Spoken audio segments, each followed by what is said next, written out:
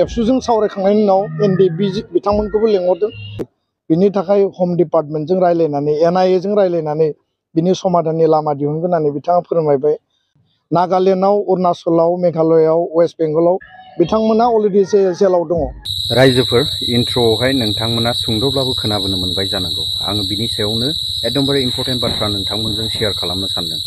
बे साननैसोनि गेजेरावहाय जोङो NDFBफोरनि माखासे जेंनानि सायावहाय सावरायबाय थानायखौ जोङो खोनानो मोनदों।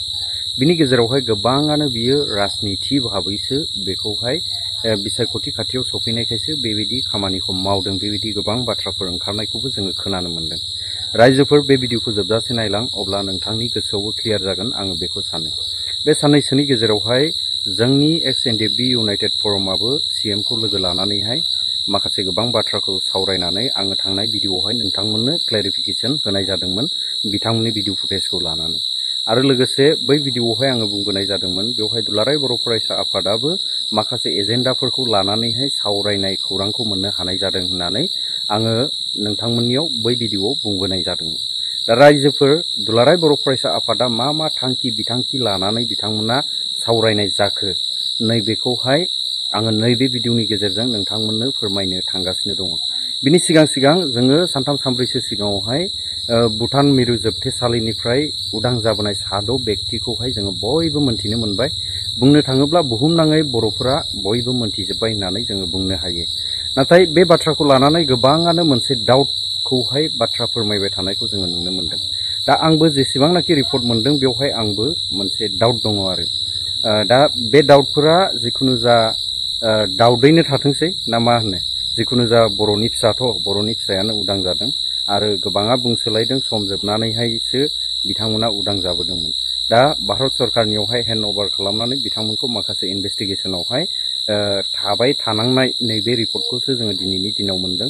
ओमफ्राय बिथांमोना माबायदि अबस्थायाव दिनैनि दिनाव दङ, माबायदि खालामजादों, माबायदि लेभेलावहाय लांजादों, जोङो बेखौ दा मोनथिथ'नो हायाखै। जोङो माखासे समफोरनि गेजेरावहायनो जोङो क्लियारैबो मिथिनो हागौ। हयथ'बा बिथांमोनजोंहाय जोङो लोगो मोनलायनायनि मोनसे सुबिदा बा परिबेसखौ जुदि जोङो मोननो हायोब्ला निस्सय जोङो लोगो लानानै बिथांमोनजों माखासे बाथ्राफोरखौबो जोङो सावरायनो बा सावरायनानैहाय नोंथांमोननि गेजेरावहाय फोरमायनो हागोन, आङो बेखौ सानो आरोखि। दा रायजोफोर, जोंनियावथ' BTR एकर्ड जाखांनायनि उनावबो जेंनायाथ' जोबनानै थांखायाखै। सोरबा रिहाबिलिटेसननि दावराव, सोरबा मार्टिस फेमिलि रिहाबिलिटेसननि दावराव, सोरबाया जोबथेसालियाव थानांनायनि फेमिलिफोरा दावराव, आरो सोरबाया बेबायदिनो गावनि केसखौ लानानै दावराव, माने जोबनो गैयै दावरावा दिनैसिमावबो जायाखै। नाथाय जोङो गेदेरमाफोरनिफ्राय बे बाथ्राखौ जोङो खोनानो मोनो जे जोंनियाव सान्ति फैबाय। सान्ति फैबाय माने माखासे परिबेसफोरनि थाखाय जोङो सान्तिखौ मोननो हाबाय। सान्तियाबो फैयाखै नङा, फैदों। नाथाय माखासे सुबुंफोरनि थाखाय सान्तिया बिल्कुल गैया होननानैसो जोङो बुंनांगोन। दा रायजोफोर, जोंनि मान होनो गोनां दुलाराय बर' फरायसा आफादनि आफादगिरि मानगोनां दिपेन बर' सारआ CMखौ लोगो लानानै बिथाङा मा सावरायबोखो, जोङो बिथांनि खुगानिफ्रायनो स्पष्ट बाथ्राखौ जोङो खोनासंनानै लादिनि। बिनि सायाव गुरुत्व होनानै जुडिशियेल मेटारब्लाबो गभर्नमेन्टआ माबायदि सल्युसन लाबोनो हायो, बिनि थाखाय हम डिपार्टमेन्टजों रायलायनानै NIA जों रायलायनानै बिनि समाधाननि लामा दिहुनगोन होननानै बिथाङा फोरमायबाय। भुटाननिफ्राय 6 रिसेन्टलि गबाय। आरो बे बेलायाव भारत सरकार, आसाम सरकार, गिबि मन्त्रि, नखर मन्त्रि, प्रधान मन्त्रिखौ जों धन्यबाद होनांगोन। BTR चिफ प्रमद बर' बिथाङाबो बिनि सायाव खामानि मावदों। किन्तु नेपालाव सासे दंबावो, मैयानि रायलायनायाव नेपालनि मेटारखौबो, जिहेतु बिनि जि भार्डिक्ट होदोंमोन बिनि सायाव, माने जि मोनसे टाइम लाइन, बियो अलरेडि जोबखासिगोन। दा बे जोबखांनायनि उनावनो गाव माने गनायनि लामाया क्लियार जाखाबाय। दा बेखौ थेवबो गभर्नमेन्टआ टेकआप खालामगोन बेखौ बुंदों। नागालेन्डआव, अरुणाचलाव, मेघालयआव, वेस्ट बेंगलाव जेसेबां केस दङ, सामन वारेन्ट जिखिनि फैनाय, बे मेटारखौ लानानै मैया चिफ सेक्रेटारिखौ डाइरेक्सन होदों जे बेयाव थानाय केसफोरखौ माबायदि उइथड्र खालामनो हायो बा माबायदि सल्युसन खालामनो हायो, बिनि थाखाय खामानि मावनायनि बाथ्राखौ मैया स्पष्टयै रायलायदों। 678 लास्ट फेजनि माने जायफोर ट्रेन केडार, जायफोर माने सिनियर मोस्ट केडार लिडार, बिथांमोननि रिहेबिलिटेसना फाइनेन्सआव दङ, अलरेडि एप्रुभेल जाबाय। डिसेम्बरनि सिगां बिथांमोना 4 लाख थाखाखौ मोनगोन होननानै मैया CMआ क्लियारलि जोंनो बुंबाय। आद्रा थानाय जिखिनि जेंना जेंसि दङ, बे जेंना जेंसिखौ समाधाननि थाखाय गिबि मन्थ्रिया गावनो दायित्व लादों आरो गोख्रैनो रायज्लायफिनगोन होननानै खोथा होदों। मैयानि रायज्लायनाया माने जथेस्थ' गुरुत्वपूर्ण आरो जथेस्थ' फ्रुइटफुल होननानै जोङो बुंनो हायो। माखासे टेक्निकेल मेटार दङ, बे मेटारफोरखौ पलिटिकेल लेभेलाव रिजल्भ खालामनांगोन आरो गावबो बेखौ खोथाखौ स्पष्ट बुंदों। दा रन्जन दैमारि आरो जर्ज बर', अजय बसुमतारी, खर्गेश्वर बसुमतारी बिथांमोनखौ बख'नांगौनि बेलायाव एबसुनिफ्राय सा 6 रन्जन दैमारि मानगोनां बिथांजों लोगोसे स्पेसियेलि जोङो लिस्ट साबमिट खालामदों, जेराव 15 बोसोर 13 बोसोर 14 बोसोर बिथांमोना अलरेडि जेलाव दङ, लाइफ इमप्रिजनमेन्ट होदों। NIA कर्टआव गोदान ट्रायल जाबाय थानायखौ बन्द खालामनो थाखाय जोङो होदों।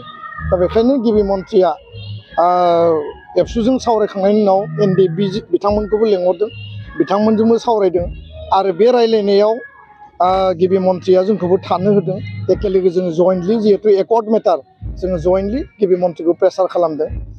मिजिंथियो जे एकर्डनि मोनफ्रोमबो दफाया फैबाय थानाय डिसेम्बर दाननि गेजेराव प्राय जोङो फोजोबहैनो थाखाय जोङो नाजादों आरो डेभेलपमेन्टेल पेकेज इन्स्टिटिउसनेल जिखिनि मेटार government to government BTR council Assam सरकार आरो भारत सरकार बे एप्रुभेल होनांगौ, DPR बानायनांगौ, कनसालटेन्सि खालामनांगौ, डनार मिनिस्ट्रिनो हरनांगौ, मिनिस्ट्रि अफ इडुकेसननो हरनांगौ, स्टेट गभर्नमेन्टनो हरनांगौ। बे खामानिया गभर्नमेन्ट टु गभर्नमेन्ट सोलिगासिनो आरो बे गभर्नमेन्टनि पार्ट। दा बेखायनो जों सानो जे एकर्डनि जिखिनि मेटारफोर दङ, जोंनि काउन्सिलखौ मर अट'नमि, मर पावार एन्ड फांसन, मर क्षमता गोनां खालामनांगौनि थाखाय नै विन्टार सेसननि जि पार्लियामेन्ट, बे पार्लियामेन्टआव 125th एमेन्डमेन्ट कन्स्टिटिउसन जि एमेन्डमेन्ट आर्टिकल 280 फाइनेन्स कमिसन दानाय आदार रिलेटेड मेटार बेखौ पास खालामनाया जोंनि मेन थांखि आरो बे पास जायोबा बिटिआर काउन्सिला पुर्नांग पर्यायनि मर्यादाखौ मोनगोन। बेखौ लानानै जों खामानि मावगासिनो। गोजोन्थों। जेलाव थानाय NDB सेन्ट्रेल जेलाव थानाय बिथांमोनखौ उदां खालामनायनि बाथ्राखौ जों दाबि दैखांदों। बिथांमोननि केसखौ दिल्लीनिफ्राय स्टेटआव लाबोनायनि खोथाखौ जों दाबि दैखांदों जे कारजकरिखौ खालामगोन, खिन्थु एसे फेस मेनाराव लांगोन होननानै बुंदों आरो 2025नि मार्च दानाव आसाम नाङैनो प्रभिन्सियेलाइजेसन एक्ट मोनसे सरकारा लाबोनायनि थाखाय परिकल्पना खालामदों होननानैबो जोंनो फोरमायदों। दा जोंनिया जाबाय निट बेस आरो एकर्डनि बेसआव खालामनांगौ। NDBनि रिलेटेड इस्यु दङमोन। 592 परियाला मार्टियार परियाला एक्सग्रेसिया मोनबाय। 628 मार्टियार परियालनि एक्सग्रेसियानि थाखाय दायो मोनसे रेडिमेड लिस्ट खालामबावदों हिरेननाथ बिथाङा आरो बेखौ एबसु NDBजों बिथाङा सावरायबावनानै फाइनाल स्टेजाव हरगोन, फाइनान्सआव हरगोन आरो बेनि उनाव मार्टियार परियाला 5 लाख थाखा 628आ मोनग्रोगोन। बेनि उनाव रिमेनिं जिखिनि दङ बे मेटारखौ लानानै गभर्नमेन्टआ फल'आप खालामगोन होननानै जोंनो खोथा होदों। जेलाव थानाय NDB सेन्ट्रेल जेलाव थानाय बिथांमोनखौ उदां खालामनायनि बाथ्राखौ जों दाबि दैखांदों। NIAनि 60 जन बिथांमोननि केसखौ दिल्लीनिफ्राय स्टेटआव लाबोनायनि खोथाखौ जों दाबि दैखांदों। गिबि मन्थ्रिया खोब बिनि सायाव गुरुत्व होनानै जुडिसियेल मेटारब्लाबो गभर्नमेन्टआ माबायदि सलुसन लाबोनो हायो बिनि थाखाय होम डिपार्टमेन्टजों रायज्लायनानै NIAजों रायज्लायनानै बिनि समाधाननि लामा दिहुनगोन होननानै बिथाङा फोरमायबाय। भुटाननिफ्राय सा 6 रिसेन्टलि गबाय आरो बे बेलायाव भारत सरकार, आसाम सरकार, गिबि मन्थ्रि, नखर मन्थ्रि, प्रधान मन्थ्रिखौ जों धन्यबाद होनांगोन। BTR चिफ प्रमद बर' बिथाङाबो बिनि सायाव खामानि मावदों। खिन्थु नेपालाव सासे दंबावो। मैयानि रायलायनायाव नेपालनि मेटारखौबो जिहेतु बिनि जि माने जि भार्डिक होदोंमोन बिनि सायाव माने जि मोनसे टाइम लाइन बियो अलरेडि जोबखासिगोन। दा बे जोबखांनायनि उनावनो गाव माने गनायनि लामाया क्लियार जाखाबाय। दा बेखौ थेवबो गभर्नमेन्टआ टेकआप खालामगोन बेखौ बुंदों। नागालेण्डआव, अरुणाचलाव, मेघालयआव, वेस्ट बेंगलाव जेसेबां केस दङ सामन वारेन्ट जिखिनि फैनाय बे मेटारखौ लानानै मैया चिफ सेक्रेटारिखौ डाइरेक्सन होदों जे बेयाव थानाय केसफोरखौ माबायदि उइथड्र खालामनो हायो बा माबायदि सलुसन खालामनो हायो बिनि थाखाय खामानि मावनायनि बाथ्राखौ मैया स्पष्टयै रायलायदों।